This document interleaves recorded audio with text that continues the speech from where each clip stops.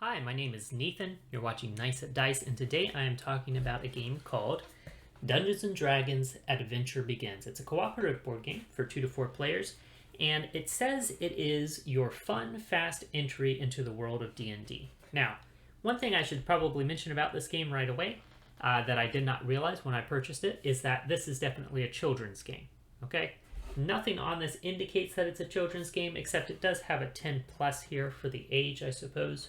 So that maybe should have been a clue. But to my thinking, I was just looking at the fact that it says it's a cooperative board game, that it's like your entry into D&D, and sure, there's lots of kids who haven't played D&D yet, but there's also lots of adults that haven't played it yet either. And so nothing about that made me think this was necessarily a kid's game. But opening it up, looking through the contents, definitely is a kid's game. So just letting you know that right away. But still, I was curious to see what the game is like, so I wanted to show you how the game is played and then give you my thoughts on it. As is befitting of a Dungeons and Dragons game, the first thing you're going to do in this game is create your character.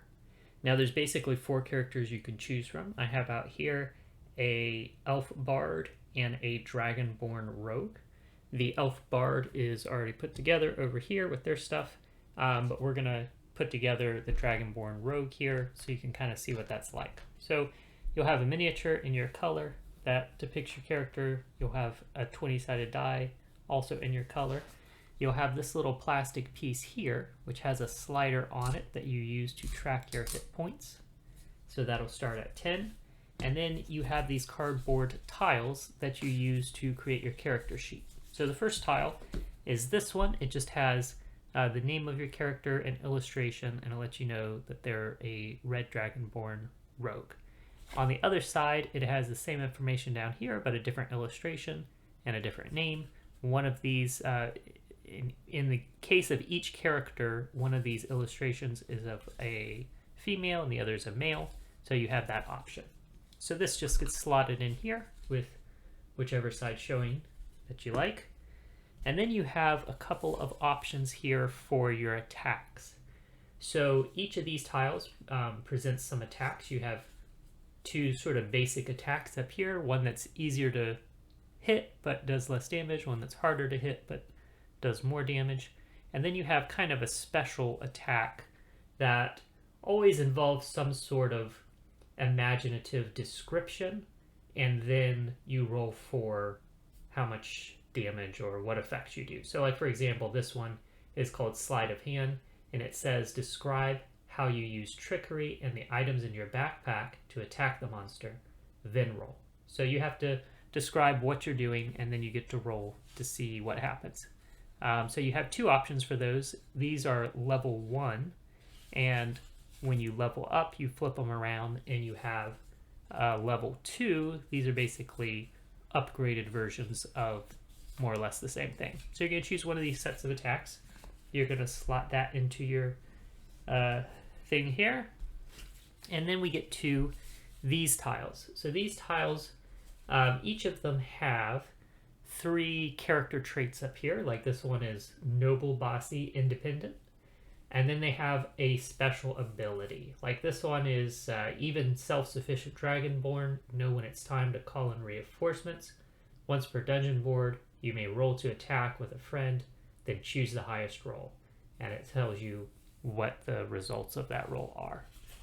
On the other side, we have 3 different traits and a sneak attack, which basically it says once per dungeon board, you may choose 1 attack from your combat tile, then roll again to use that same attack before the monster retaliates. So basically it lets you attack twice in the same round, and so forth. Right? So you have 4 different special abilities, 4 different sets of character traits. You choose one of these and you slot it into your character sheet like so. And here you've sort of made a very simple character sheet for your character. So once you've done that, both players are going to take their miniatures and put them on this spot right here. You will have put this board together. This spot is determined by the boss that you're fighting against. So you have these 4 boards. This board is determined by the boss that you're going up against over here. And the other 3 boards are put out randomly. you have these cards at these spaces. These spaces are for these are gateways to the next board. So you'll have to progress across the board like so, then face whatever this card is, and then you can progress to this board, and you'll have to work across this board like so, and then face whatever this is, and so forth until you get to the boss. Now, as you work your way across these, each space you go to, somebody, it's going to rotate, but somebody is going to be the DM or the Dungeon Master. The Dungeon Master is going to take this, which holds a deck of cards, and they're going to pull the top card off of here, and they're going to read whatever it says to the rest of the group. And basically, this is some kind of encounter. You have essentially two types of encounters. You have these blue encounters, blue because the bar up here is blue. And this is basically just something happens, maybe you'll have to roll for it, maybe you'll have to come up with some creative solution or whatever, but something happens, you resolve it pretty quickly and then move along. And then you have combat encounters, which have this like brown bar up at the top. So these are going to have hit points that you'll track on the side using this little marker. They're going to have maybe a special rule here, like this one is afraid of magic, so you get a +2 to all rolls for spell attacks. And then they have a little diagram here that shows what this monster is going to do on his turn, depending on the roll of this black DM's dice. Okay, so you have basically those two types of encounters that you'll come across. Once you've resolved the encounter, you're going to, again, progress to the next spot. Now, as you can see, there are 3 spots on each board, and then there's the gate spot where you have to face whatever's here. But then you also have these little like side roads.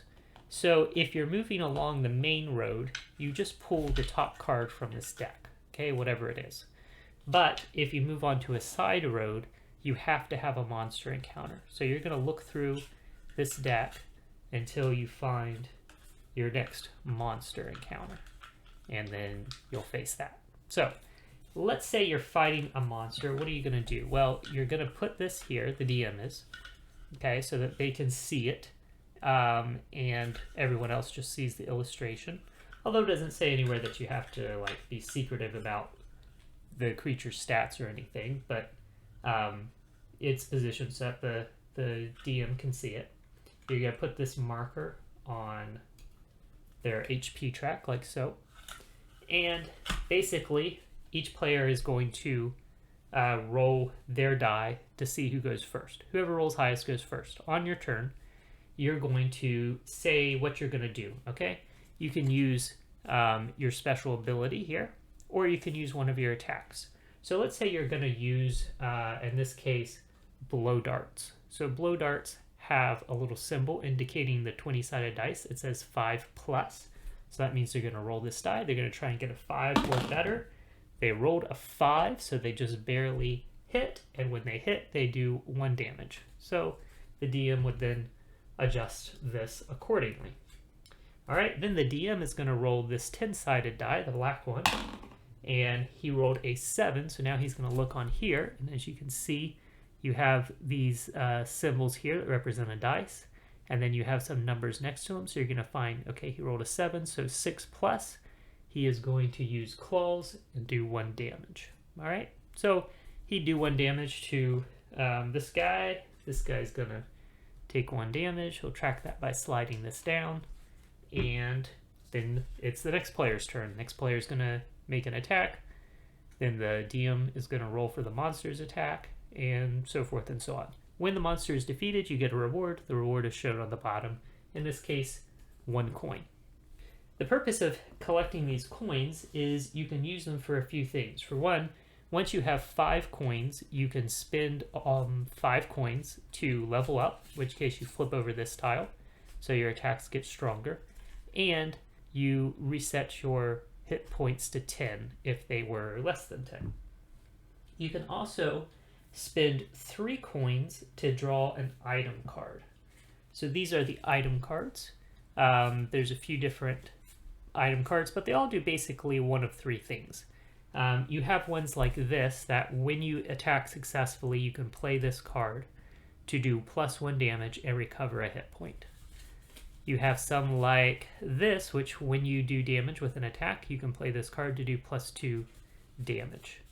And you have ones like this, which when you would take damage from an attack, you can play this card to ignore that damage. Okay?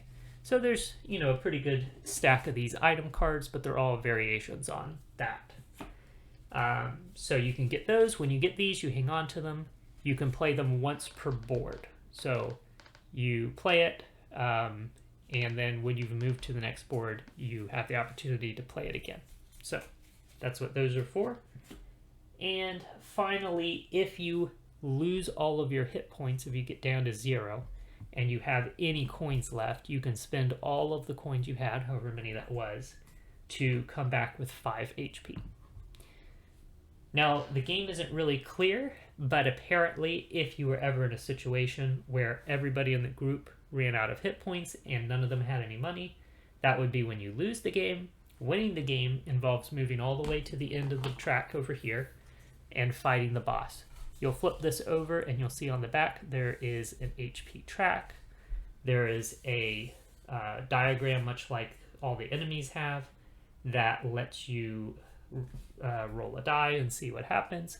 These guys can do a lot more damage, even 4 damage with an attack. And then they have a paragraph that you can read here after you defeat them that kind of tells you how the story ends. That's basically what's involved in the game. I did forget to mention these cards. You have a backpack card that you get at the beginning of the game. There's like 8 of them, I think, and you just pick one that you like. And it gives you 4 items that you have in your backpack. Like, for example, this backpack has a bar of soap, box of bandages, bone saw, and a waterproof cape. So there might be instances in the game where a card, an encounter card, will ask you to come up with some kind of explanation or idea of how you're going to do something, how you're going to accomplish something. You can use these items as inspiration, basically. And that is basically how the game is played.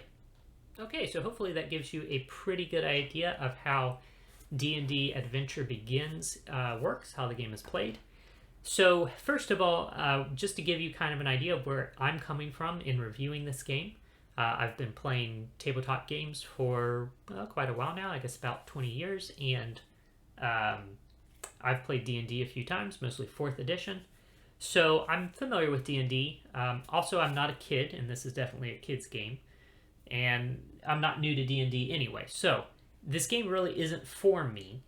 I'm not the target demographic for it. So in reviewing it, I'm mainly thinking about 2 things. One is, if I were a kid, would I enjoy this as an introduction to D&D? And if I was looking to introduce D&D to kids, is this the game that I would want to use for that?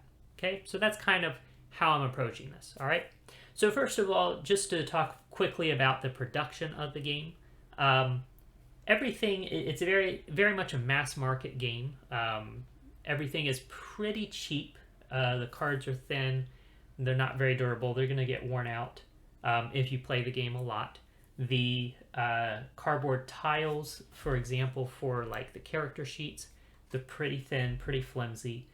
Overall, the artwork, in my estimation, is not great. I know that there's a lot of really good D&D artwork already out there in the various books and supplements and so forth, so I'm not sure why they didn't just repurpose some of that artwork, or at least get some of those same artists to do the artwork for this. To me, this artwork is not great. This cover isn't bad, but like the artwork on the character illustrations here and so forth are not great. So but art is subjective. That's just my opinion of it. But overall, it's okay. My favorite thing about the production, honestly, is this little thing here. It's completely unnecessary, but I do like how it keeps the deck, where you want it. It can keep the other items up here as you pass it around, and it has this slot that, holds the cards in such a way that they show, the party what you want the party to see, and the DM what you want the DM to see. Yeah, so that's my favorite thing about it production-wise. character creation is really interesting, and I like the fact that you get to make your own character, because to me that's a big part of the appeal of D&D. As a player, I enjoy being able to make my own character. I enjoy sometimes even just making characters just to explore, that process. Having like a concept for a character and seeing how I can express that concept through the rules of the game is something I enjoy. So I like that about D&D, and I'm glad that they incorporated an element of that in this game. However, that being said, I find this a little disappointing. So taking a look at our rogue, for example, you have these attacks, okay? So you have these 2 attack tiles, and you can't see the details here, but like one of them gives you blow darts, throwing daggers, and sleight of hand are the 3 different attacks. The other one has sneak attack, short sword, and survivalist as the 3 attacks. But looking at what they actually do, statistically speaking, these are exactly the same, okay? They both have an attack that you gotta roll 5 or better, and it does 1 damage. You gotta roll a 12 or better, it does 2 damage. You gotta describe what you're doing, and then roll, and you get different results depending on what you roll. Statistically, these are identical, so it makes no difference statistically which one of these you choose. And what's even worse, in my opinion, is if you take, for example, the Bard, same thing. His attacks are identical to the Rogue's attacks. The names of the attacks are different, the flavor text is different, but statistically they're exactly the same. Now you have these tiles that give you these character traits, which is a nice touch, I like that, and like a special ability, okay? And you have 4. You have 4 special abilities, 4 sets of character traits for each of the different characters, and I think that's cool, okay? Because here's an actual like choice that matters that you're making. However, the thing I don't like is, for example, again, comparing this to the Bard. This is the Rogue, this is the Bard. These abilities are exactly the same. And on the back side, these abilities are exactly the same. And if I compared the other Rogue tile to the other Bard tile, it's the same. And it's the same with the other 2 characters. So all 4 characters have the same 4 options for their special abilities. And to me, I find that really disappointing, because one of the things that's really exciting to me about D&D and games like it is that you come up with this concept for a character, and then you find a way to express that concept through the rules of the game, and you end up with a character who feels really different from everybody else's character. Like if I'm playing D&D and I have a cleric, for example, I know I'm going to be running around giving characters, boosting their stats, healing them up, keeping everyone alive, and fighting at their best, while someone who's playing a rogue, for example, is going to be like skirting around, the corners of the battle and jumping in and hitting people for a lot of damage every now and then. Like 2 completely different feels. And this is a very simple game. It's very basic. So I understand there's not as much room here to design special abilities and make each character feel really different. But I really feel like even if they just took the 4 special abilities that they have and they gave 1 to each class, it would make it feel a little bit less like you're customizing your character, but it would at least make the characters all feel different. So it's kind of a toss-up. I wish there was like some middle ground, right? Maybe instead of coming up with, maybe instead of just taking the 4 abilities that they have and giving 1 to each class, they could come up with like 4 more abilities. Like maybe they could stretch it enough to come up with 4 more abilities and then give each class an option of 2 that were different than any of the abilities that the other classes had access to, right? There's got to be some way they could have come up with like a middle ground there where, working with the limitations of the game, it doesn't have a lot of room to explore different, mechanisms, but still have that, element that each class feels unique, okay? So that was my first disappointment with the game. These backpack cards are really cool. I really like this about the game because in this kind of game, it's like you don't want to spend a bunch of time at the beginning of the game figuring out all the different gear your character is carrying. But having this gives you 4 kind of mundane items that your character has that nobody else has. So it's another way to sort of customize your character a little bit. And you can pull these out when you're describing how your character is solving problems. So it promotes, kind of imaginative, creative problem solving. And it's a very quick and simple mechanism. So I like that. And I like how these have these 3 character traits. That's pretty cool too. But where I think the game kind of falls short with both of those ideas is the character traits and the items in your backpack are basically just there to sort of inspire the ideas that you'll come up with when you face a situation like this one. All right, it says wild fairy. Okay, I'm looking at this to be clear, and it says wild fairies rule this forest, and not all of them are friendly. You see a glimmer of light in the trees, and it draws you forward against your will. And it says, each player come up with a plan to escape the magic's pool. Then all players roll for individual outcomes. Okay, so you have to come up with a plan. So, okay, that's cool. Creative problem solving. And you can use items from your backpack as part of your plan.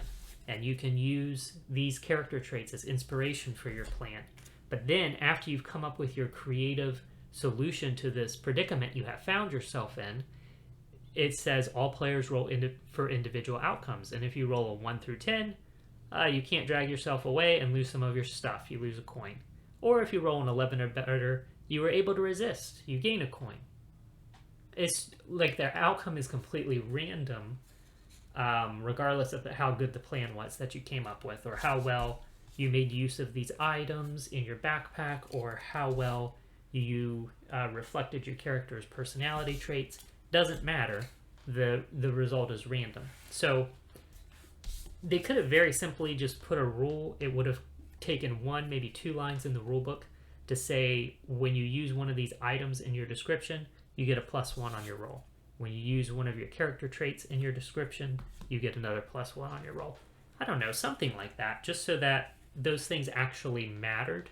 And when you're asked to come up with some creative solution or do a little bit of role playing, it's not completely pointless mechanics wise. Okay, and I think that would have better reflected the D&D, which is what this is supposed to be introducing you to. I talked a little bit about these encounter cards in my walkthrough, but just to give you some idea of what some of these are, just so you know. I read you the one about pretty lights, which asked you come up with a creative solution to this, and then everybody rolls, and depending on what they rolled, it's 50-50. Something good happens to them, something bad happens to them. You have this one where you come across, a bird. Oh yeah, a giant owl flies overhead and drops a rock on your party. All players roll. Player with the lowest roll looks up and gets hit in the eye. Next time, keep your head down, and you lose an HP. Okay? Completely random. You have one like this where it says you find a bag of beans stuffed into a tree hollow. What do? A, plant them like the giant slayer you know you are. B, eat them. Rations are short out here. Then you stop. Everybody, it says what they want to do, or, comes up with a consensus of what we're going to do. And then if you picked, A, then it has some description and you get a coin. If you picked B, it has some description, you lose a coin. So that's kind of interesting because at least it's it's asking you to make a choice and then there's consequences for the choice that you made. But sometimes these feel very random too because they're very unpredictable. Here's another one where it says kind of like the first one where you come up with a plan and then everybody rolls, except for this one it says you come up with a plan together. Then the DM rolls his dice, and if you roll a 1 through 5, then something happens. If you roll a 6 or better, something else happens. So again, It's just random. You have one like this where, and so this one actually I kind of enjoy a little bit. It says the DM asks Okay, so it says a traveling bard challenges your party to a rhyme off. The DM acts as the bard. Choose a player to compete against the bard. The DM begins by saying any two-syllable word, and then the other player must come up with another two-syllable word that rhymes it. Take turns till someone is stumped. If the player wins, then you get a prize. If the DM wins, then you lose something. Okay? So that's actually kind of interesting. It's sort of clever. But these are rare and far between. Most of them are basically just something random happens. Maybe we ask you to come up with a creative solution, and then regardless of how creative your solution was, something random still happens. You have enemies. The enemies are okay. Some of them are very classic things like the owlbear, very classic D&D monsters. Some of them are really absurd, like a reverse centaur. Some of them are really easy. Some of them are more difficult. And it's mostly random what you've run into. So you could get stuck with a couple of really tough battles early on, and that would mess you up. Or you could get really easy battles all the way through and just have an easy time of it. Some of these event cards, encounter cards, are really, really terrible. And these are like some of the worst offenders. Okay. This one is called Chug Chug Chug. It's time for a break, so your party stops at an inn. Go get 2 big glasses of water. All players roll. The 2 players with the highest rolls challenge each other to a drinking competition. Whichever player finished drinking their glass first wins. Otto's Irresistible Dance. An ancient stone blocks your exit. Its inscription commands you dance to open it. All players except the DM must get up and dance the dance of their people. The DM chooses the dance that the stone enjoyed most and grants that player +1 health. All other players, the stone finds your dancing offensive. And here's the worst. Farto-tuned. Your party finds a message inscribed on a tree. Gather here to fortify your hearts. A reward is granted for musical farts. All players roll except the DM. The player with lowest roll must fart a tune to gain a reward. Okay, this is like completely idiotic and really, in my opinion, does not belong in a game that is introducing people, anyone, even kids, to D&D. Okay, now I've played a lot of tabletop RPGs, and yes, things can get very silly around the table, but it normally happens just as a natural byproduct of getting a group of friends together to play a game, right? You get a group of friends together around the table, they all feel comfortable with each other, they're going to start joking around, they're going to start quoting movies, and so forth and so on, and it might get silly, but the game itself is not silly. There's no reason you can't make it silly, but that's not the intention of it. So I feel like overall, all the things taken into consideration that I have shared, this is not a game that I would use to introduce people to D&D, not even kids. I think in a way it disrespects kids. Maybe that's too strong, but it definitely underestimates kids, okay? So thinking about it again from the perspective of I'm not a kid, but if I were a kid, if I were 10 years old, it says 10 plus. So if I was 10 years old, at 10 years old, I had never played D&D or any tabletop game, but I had some concept of what that was. And if I were to had the opportunity to play it, I think what I would have wanted is something along the lines of the various adventure or RPG video games that I had played.